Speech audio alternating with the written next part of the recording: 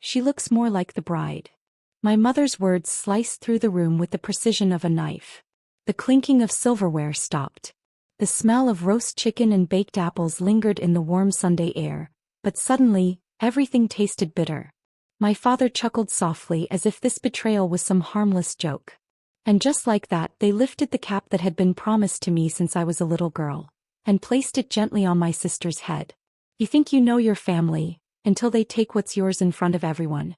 Don't miss a single moment of this quiet but brutal revenge story." I didn't say a word. I folded my napkin, laid it across my lap with a practiced calm and lifted my chin. But inside a quiet shift took place. A door closed and something colder opened. The dinner table had always been my mother's stage.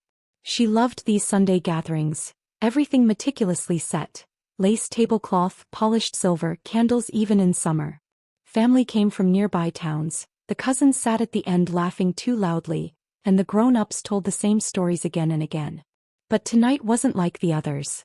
There was a current in the air I'd felt since I arrived. It began with the way my mother greeted me, not with her usual cheek kiss, but a distracted pat on the shoulder, like I was a distant relative.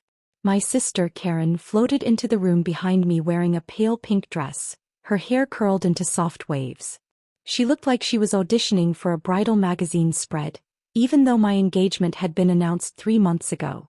"Doesn't she just glow?" my aunt whispered loudly, not realizing, or not caring, that I was standing right there. I set the bouquet of wildflowers I'd brought on the sideboard. The vase had already been filled, with roses from Karen's fiancé. Of course. We sat down for dinner. The evening sun poured through the dining room window, casting golden light across the table. My father carved the chicken. My mother passed around the bread basket.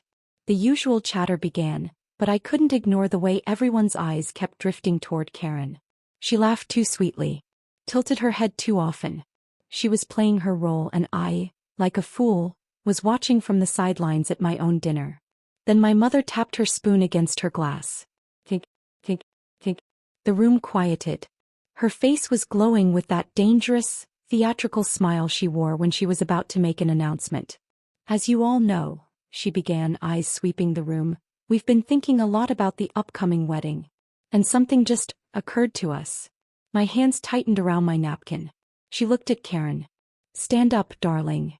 Karen rose, cheeks flushed, pretending to be surprised though I saw the flicker of anticipation in her eyes. "She looks more like the bride," my mother said. "Doesn't she?" Laughter.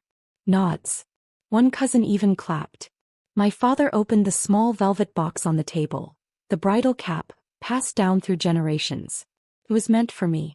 She'd shown it to me when I was 10, told me stories about how it had been worn by every first daughter before me. She'd promised it would be mine on my wedding day. And now, in front of everyone, they placed it on Karen's head. The air grew thick. I felt every heartbeat like a drum in my chest. But my face didn't move. Not a flinch. "Beautiful," my aunt murmured. Karen tilted her head, smiling like a porcelain doll. She didn't even look at me. I reached for my water glass, holding it steady though my hand wanted to shake. My lips curved into a small, polite smile, the kind I'd mastered through decades of family politics. Inside, I was cataloging every word, every laugh, every glance. "You don't mind, do you?" my mother finally asked, her voice syrupy sweet. It wasn't a question. It was a test. I met her eyes across the table. For a split second, everything went silent. Even the cousins stopped whispering. "No," I said softly. "Of course not." The smile on her face relaxed, satisfied. She moved on to talking about floral arrangements. But beneath the table, my fingers brushed against the small envelope in my purse. It was still sealed, the papers I'd signed earlier that week, tucked away like a quiet promise. She didn't know it existed. Nobody did. I sat through the rest of dinner like a guest at someone else's celebration. Every toast, every joke, every remark about how radiant Karen looked was a pinprick. At one point my cousin leaned over and whispered, "You okay?" I nodded. Never better. The truth was I wasn't devastated. Not anymore. Shock, yes. Betrayal, absolutely. But devastation had no place here. I'd spent too many years being the dependable daughter, the one who understood, the one who accepted the crumbs. Tonight they mistook my silence for weakness. That was their mistake. Midway through dessert, my father raised a toast to family, and my sister's fiancé stood to make a speech about how blessed he was to be marrying into such a close-knit group. I bit the inside of my cheek to keep from laughing. Close-knit? They had just unraveled the very thread that held me to them. Karen reached across the table at one point, her hand grazing mine. "I hope you don't feel left out," she whispered. "It just suits me better, don't you think?" I looked at her hand resting on mine. Perfectly manicured. Pale pink polish to match her dress.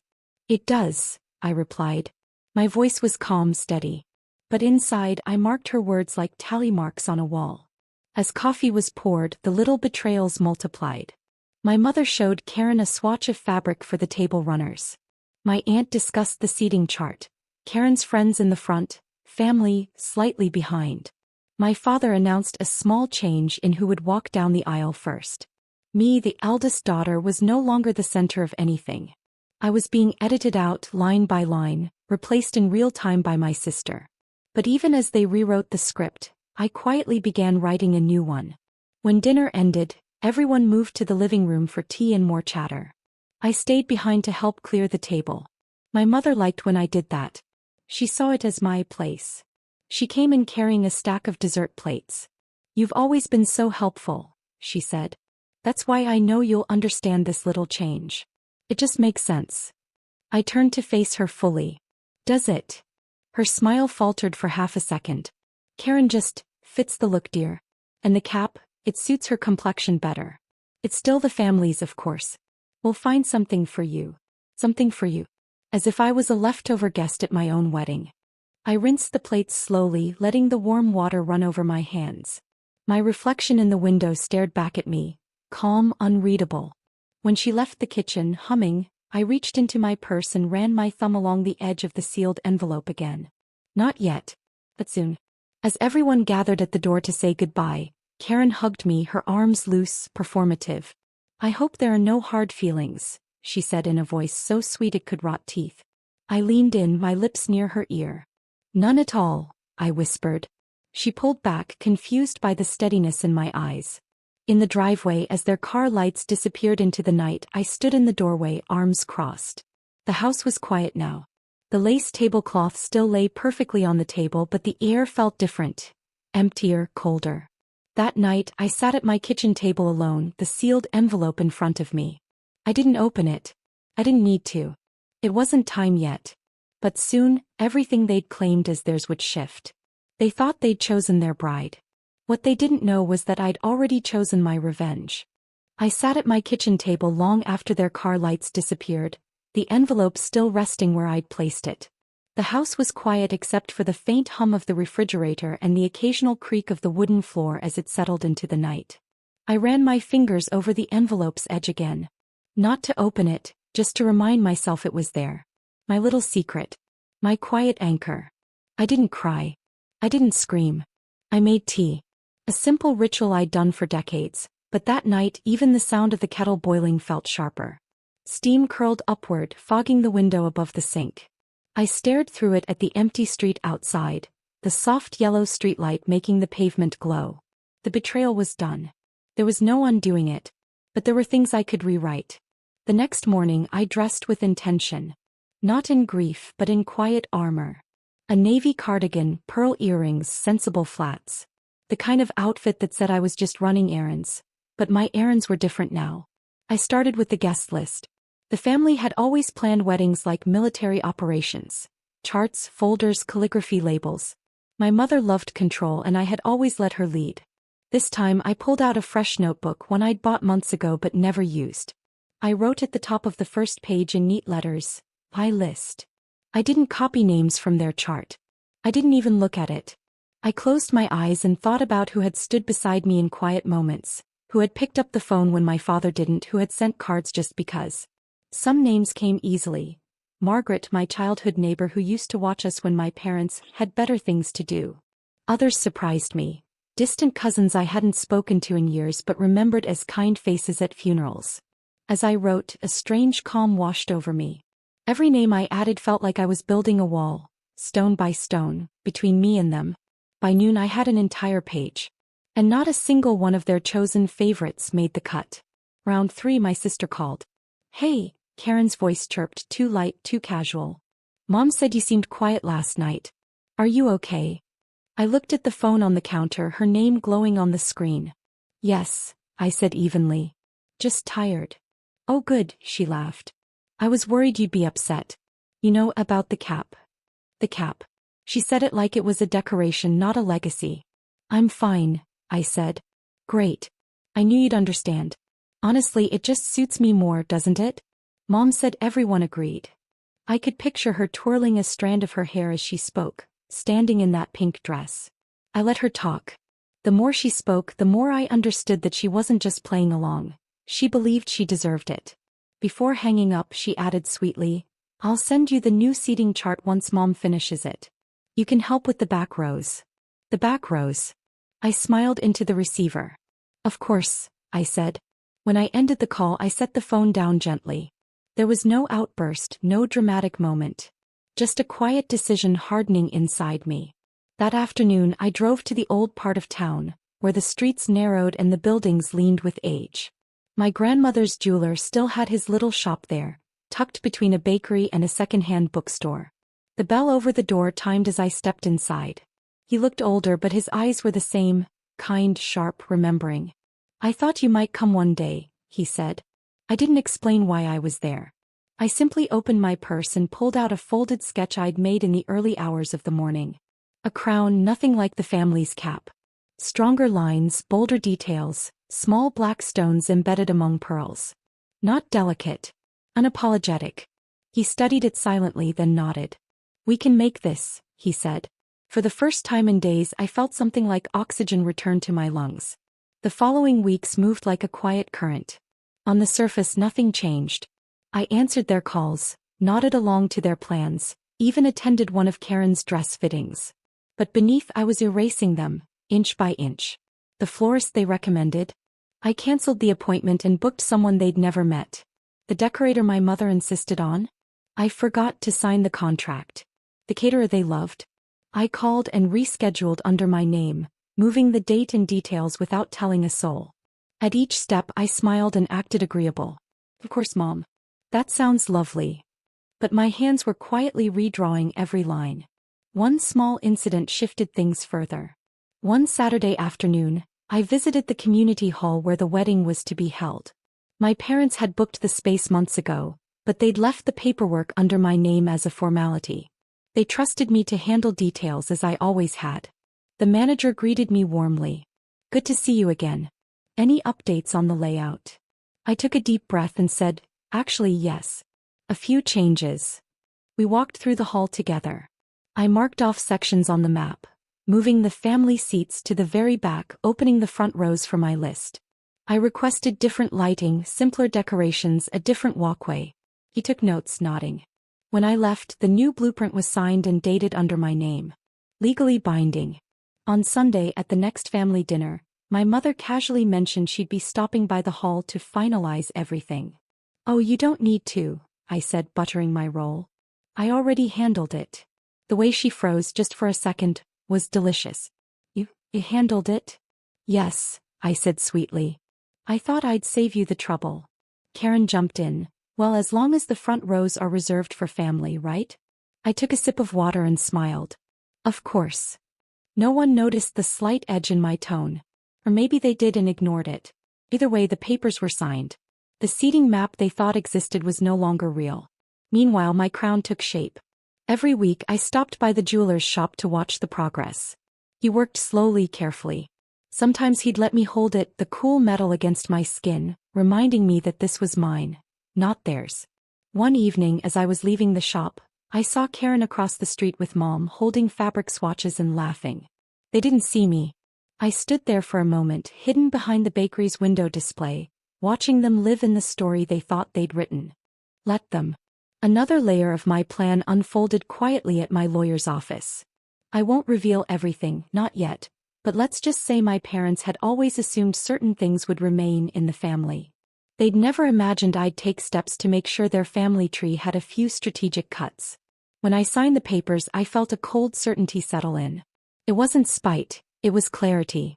At night, I kept my plans tucked away in a wooden box under my bed. guest list, seating map, vendor contracts, legal documents, and at the very bottom the sketch of the cap my mother had promised me when I was a child.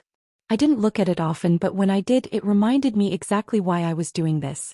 My sister kept calling, oblivious. My mother kept planning, assuming control. My father sent polite reminders about keeping tradition alive. And I kept smiling. I smiled when they talked about their floral choices. I smiled when Karen asked me to help with her bridal shower decorations. I smiled when my father gave a speech at a family gathering about unity. Because I knew something they didn't. Piece by piece they were being erased from a story they believed they owned. And the best part? They didn't even see it happening. I kept smiling. Even as they planned out loud and congratulated themselves, I smiled.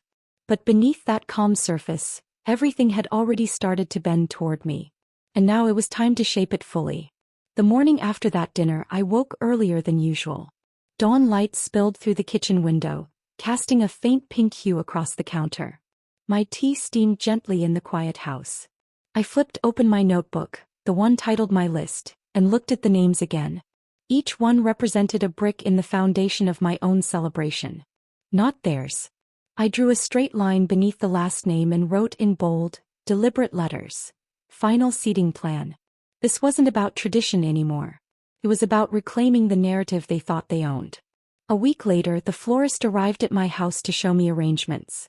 She was new, not the fancy one my mother had chosen. She carried herself differently too, practical but creative. She spread out sketches across my dining table. These will fit beautifully with the crown design you described, she said, pointing at soft ivory flowers accented with small dark blooms. Elegant but not fragile. I traced the lines with my finger. Exactly. Her eyes lit up. You're not going for the typical all-white bridal palette. I like that. No, I said with a calm finality. I'm not. The faint smell of fresh leaves filled the room. It was subtle, grounding. For years, my mother had controlled every scent, color, and song at family events. This time each detail was mine. The crown was nearly finished. Each visit to the jeweler felt like stepping into a private world where their voices couldn't reach me. One crisp afternoon, as autumn leaves crunched beneath my shoes, he placed the crown in my hands for the first fitting. The metal was cool against my skin. The black stones glimmered faintly under the soft shop light. Not a trace of the delicate inherited lace remained. This was bold, solid, unashamed. Try it, he said. I placed it carefully on my head and looked at my reflection in the small mirror propped against the wall. For a long moment I didn't recognize the woman staring back. Not because she'd changed outwardly, but because she stood differently. Shoulders square. Chin slightly lifted. This is mine, I whispered. He nodded. It suits you. I left the shop that day with the crown wrapped securely in a velvet case. I held it close to my chest as I walked to my car like it was a secret weapon. And in many ways it was. Meanwhile, whispers began to ripple through the family. Did you hear she changed the seating chart? I thought your mother booked the florist? Karen said some things off. It started with cousins, then distant relatives. The cracks were forming. And I didn't need to say a word to widen them, they spread on their own. One afternoon my aunt called me unexpectedly. Sweetheart, she said in a low, conspiratorial tone. What's happening? Your mother's acting unsettled. I smiled into the phone. Oh. About what? She showed me the original seating plan and then, poof, apparently it's changed. People are confused. Are you doing something different? I let a small silence stretch just long enough. I'm just making sure the people who've truly supported me are where they deserve to be. She chuckled softly. Well, it's about time. That moment surprised me. I'd expected pushback, but instead there was a hint of approval.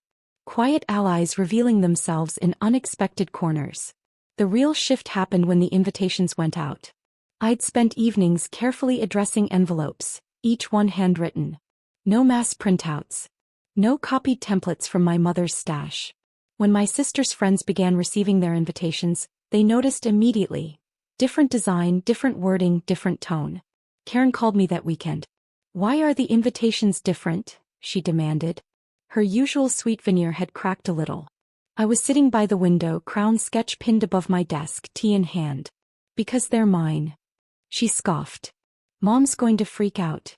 She usually does, I said mildly. You can't just change everything. I already did. Her silence on the line was thick. You're being selfish. That word made me laugh. Quietly, the kind that comes from years of swallowing things whole. No, Karen. For once I'm not. I ended the call before she could answer. As the day of the family's planned bridal luncheon approached, tensions thickened. My mother called incessantly with small clarifications. Just to confirm, the florist is bringing the white lilies? No. The decorator will be using the lace runners? No. And the musicians? They've been changed. Finally, she exhaled sharply through the phone. Why are you doing this? Because it's my wedding, I replied evenly. She didn't have an answer for that. She never did when her control was questioned. A small but significant incident happened 2 days later. My father stopped by unannounced, something he rarely did. He sat stiffly at my kitchen table, hat in hand, like he was delivering news rather than having a conversation. Your mother's upset, he began. She usually is, I said calmly. He gave me a disapproving look. Don't be flippant. This is serious. You're changing things. Yes, I said. He frowned. People will talk. They already are. You're alienating the family. Or maybe, I said slowly, I'm just showing them a version of me they've never met. He looked at me then, not as a daughter to be managed but as someone unfamiliar. There was a flicker of something like uncertainty in his eyes. He stood side and muttered, You've made your bed. Yes, I said softly. And I chose the sheets. When he left, I didn't feel guilt. I felt steady. The guest list was finalized. The venue was redesigned. The crown was ready. And beneath the surface, something larger was moving. The florist delivered a small sample arrangement one evening. I placed it on the table where the old lace tablecloth used to sit. Its scent filled the room, not the cloying sweetness my mother loved, but a subtle, balanced fragrance that reminded me of open fields. Margaret, my neighbor, stopped by to return a book. She saw the flowers and paused. These are beautiful, she said. They're mine, I replied almost without thinking. She smiled knowingly. It's about time you stopped letting them write your story. I walked her to the door, her words echoing in my mind long after she left. As the days passed, my mother grew quieter on the phone. Karen's chirpy updates turned clipped. My father sent fewer reminders. The silence was almost better than their noise. One night, I set the crown on the table, lit a single candle and sat in the dim light staring at it. I thought about the girl who once believed that bridal cap was everything, who waited for approval, who thought family tradition was unshakable. She was gone. In her place sat a woman who chose every flower, every seat, every name, and every stone in that crown with intent. And the best part was, they didn't even realize how far they'd been pushed to the edges. That night arrived sooner than anyone expected. The air was crisp, the sky clear, and the venue glowed softly under strings of warm lights. As I stood near the entrance, crown resting lightly on my head, I could feel the quiet hum of conversations building inside. People were arriving, not for their wedding but for mine. And for the first time, everything looked exactly the way I had envisioned. The hall no longer resembled my parents' blueprint. The white lilies were gone, replaced with soft ivory and dark accents. The lace table runners had vanished. In their place were clean linens and candlelight. The front rows weren't crowded with the usual important family faces. Instead, the people who had stood by me, truly silently, sat where they belonged. I inhaled slowly, letting the scent of fresh flowers and faint wood polish settle into my chest. This wasn't rebellion anymore. It was reclamation. I saw them arrive before they saw me. My mother's car pulled up first. She stepped out wearing a glittering shawl, her face carefully composed, though her eyes flickered as she took in the decorations from outside. My father followed, adjusting his tie, always a man of presentation. Karen trailed behind in a champagne-colored dress, her fiancé's hand wrapped possessively around hers. They stood at the edge of the walkway looking at the transformed entrance. My mother's lips tightened. This was the first crack. I didn't move toward them. I watched from inside, half hidden behind a cluster of floral arrangements.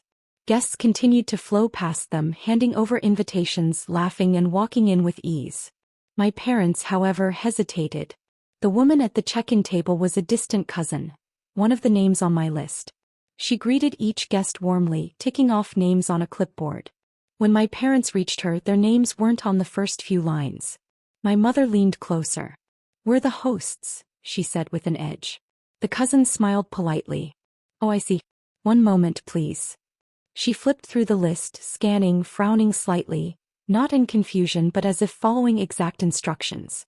Finally, she pointed toward the back rows on the seating chart. "You're here." The silence that followed was almost theatrical. My father's face reddened. Karen blinked rapidly, her smile faltering. The cousin continued calmly, "Please follow the usher, he'll show you to your seats." I could practically feel my mother's indignation from across the hall. She glanced toward the main aisle, expecting her usual front row throne. Instead she saw Margaret, my childhood neighbor, sitting proudly in the front, chatting with other guests. My parents' chairs were nowhere near the altar. He stiffened. But she walked in. They all did. From the far end of the room I watched them take their places. My father's jaw was set like stone. My mother whispered sharply to him, eyes darting toward me like daggers. Karen looked around nervously, trying to understand what had shifted. And then her gaze landed on the crown. The lighting caught it just right as I turned my head, a subtle flash of black stones among pearls. Her mouth parted slightly. She wasn't wearing the family cap. I was wearing something entirely different. Stronger. Unmistakable. She leaned toward my mother. I didn't have to hear the words to know the question she asked. "What is that?" My mother's response was written all over her face. She didn't know. The ceremony began, but not the way they expected. There were no elaborate family speeches. No traditions led by my parents. Instead, Margaret gave the opening welcome. She spoke warmly, genuinely, introducing the evening with a few kind words about loyalty, quiet strength, and chosen family. I saw my mother's expression tighten with every sentence. She had always assumed she'd be the one with the microphone, guiding the narrative. Tonight, she sat in silence, clutching the edge of her chair. The music swelled. I walked down the aisle on my own. No father at my side, no symbolic giving away. I wasn't being handed over to anyone. I was walking into my life on my own terms. Every step echoed softly against the wooden floor, the murmur of guests fading into a respectful hush. I kept my head high, crown gleaming. When I reached the front, I turned just briefly and caught their faces. My father looked bewildered, my mother looked furious, and Karen looked small. For once, I didn't look away. After the ceremony, the reception began. Laughter filled the hall, but it was different this time. Unforced, light. People toasted to me, not to the family name. Distant cousins I hadn't seen in years hugged me, telling me how refreshing it all felt. Margaret winked at me as she carried a plate of appetizers past my mother's table. My parents sat in their assigned seats. I had deliberately placed them at a distance, not to humiliate, but to force them to see. From afar. No more control, no more center stage. Karen, on the other hand, couldn't seem to stay still. She moved from table to table, trying to insert herself into conversations. But the guests on my list didn't know her well, and their polite smiles made it clear she wasn't the star tonight. At one point she approached me directly. "Why did you do this?" she hissed, low enough that others wouldn't hear. I sipped my drink slowly. "Do what?" "This," she gestured around wildly. "The flowers, the seats, the crown." Her voice caught slightly. "You changed everything." "Yes," I said simply. She searched my face for some hint of apology. There wasn't one. Meanwhile, my father had found his way to the bar. He wasn't a drinker, but tonight he nursed a glass with quiet frustration. A few family friends approached him, asking gentle questions about the changes. He gave short, clipped answers. My mother tried to regain control by approaching the MC and whispering instructions. He politely nodded, and then ignored her. She returned to her seat with a forced smile, the kind that cracks at the edges. Then came the moment I had been waiting for. Not the big twist, not yet, but something close. During the dinner speeches, Margaret returned to the microphone. She held a small stack of papers, the official seating chart, and thanked everyone for respecting the new arrangements. She used that exact phrase, the new arrangements. The camera flash captured my parents' faces right at that moment. My mother's tight smile froze. My father shifted uncomfortably. Karen's hand slipped from her fiancé's. It wasn't loud. It wasn't a scene, but it was undeniable.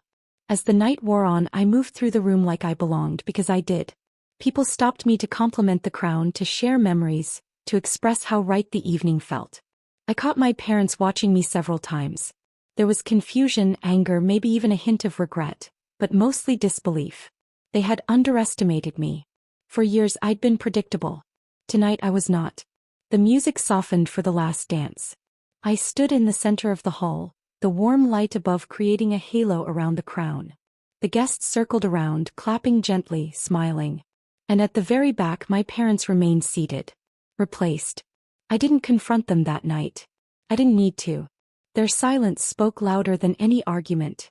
As I left the hall at the end of the evening, the air was colder now, stars scattered across the sky. I paused at the entrance, looking back one last time. The candles still flickered on the tables. My parents lingered near the exit, unsure whether to approach. I gave them a polite nod, nothing more, and stepped into the night. They had arrived believing they owned the story. They left knowing they no longer had a place in it.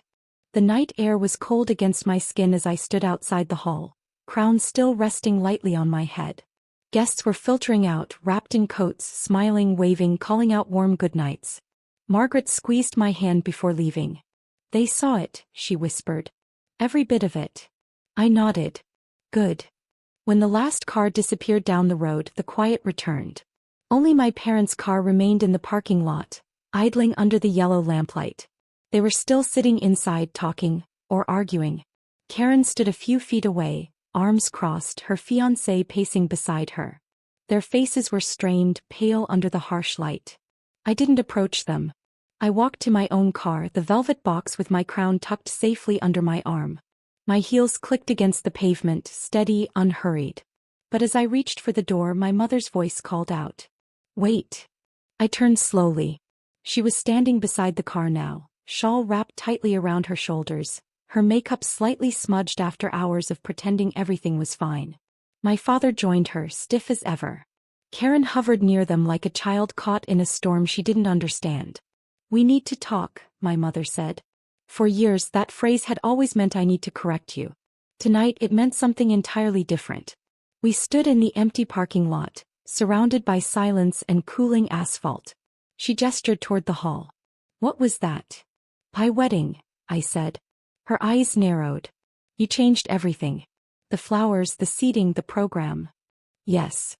"You humiliated us." "No," I replied evenly. "I just removed the pedestal." My father stepped forward. "Do you have any idea what people will say?" I looked at him, really looked at him. For decades I had worried about that exact question. What people would say. What family would think. How neighbors would whisper. That fear had guided my every move. Tonight it was gone. "They'll say the truth," I said. Karen let out a shaky laugh. "You're acting like this is some sort of victory." I tilted my head. "Isn't it?" She took a step closer, frustration flickering in her eyes. "You embarrassed Mom and Dad. You shoved us in the back like strangers. You wore that crown like..." She stopped herself. "Like it belonged to me," I finished for her. She looked away, jaw tight. For a long moment none of them spoke. The hum of their car engine filled the gap.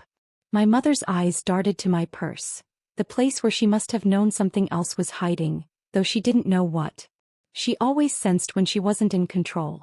"Whatever game you're playing," she said finally, voice low, "it ends now. You made your point tonight. Don't make this worse." I almost smiled. Worse was still coming. "It's not a game," I said softly.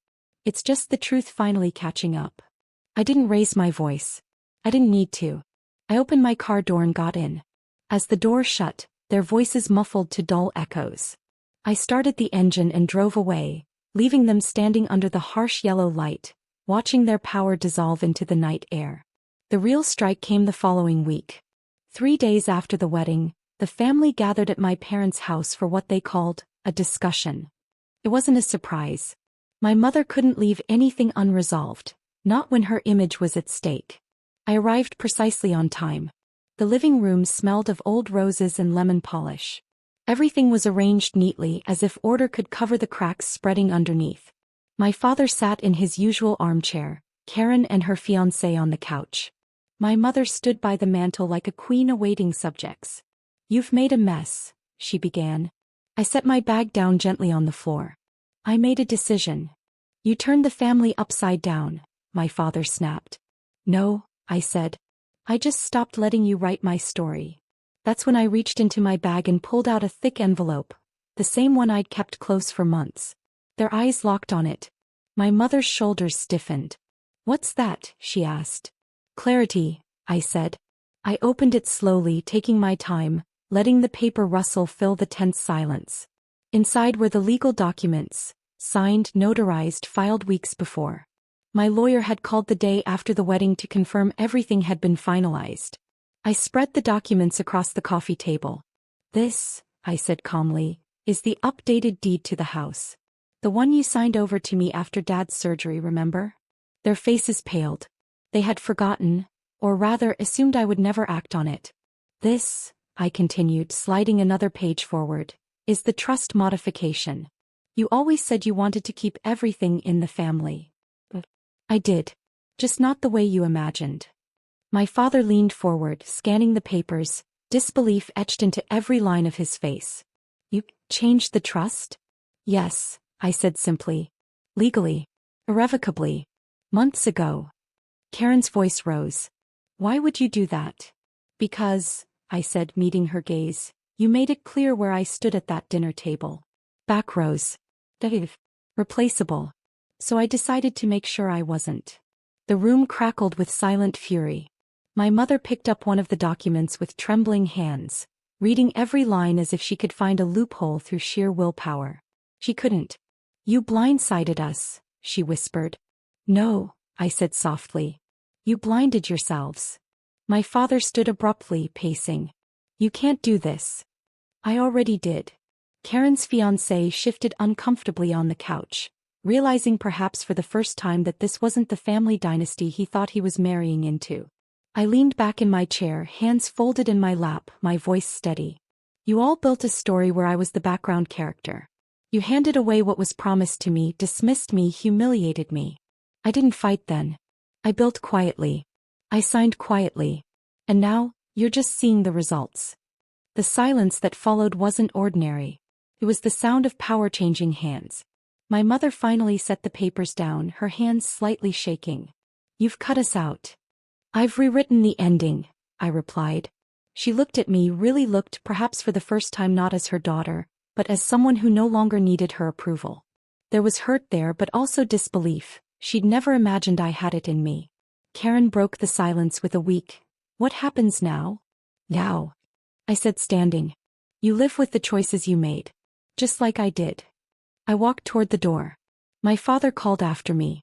"You've destroyed this family." I turned back. "No. I just stopped letting you destroy me." And then I left. In the weeks that followed, the effects rippled outward. Extended family who had witnessed the wedding began calling, not to scold but to express quiet respect. Some even admitted they'd always admired my patience, but they never expected this. Karen stopped calling entirely. Her engagement grew strained. I heard through whispers that her fiancé hadn't taken well to the shift in inheritance. My parents withdrew from social gatherings, their usual confident presence replaced by an uneasy quiet. I didn't gloat. I didn't need to. My crown now sat in a velvet box on my bedroom dresser. Some nights I opened it and ran my fingers along its cool edges. It wasn't about the metal or the stones. It was about what it represented. Every boundary redrawn, every moment of silence reclaimed as strength. I hadn't screamed. I hadn't begged. I had built. Quietly. Strategically. And in the end, without ever raising my voice. They lost everything. If this story struck a chord with you, hit subscribe.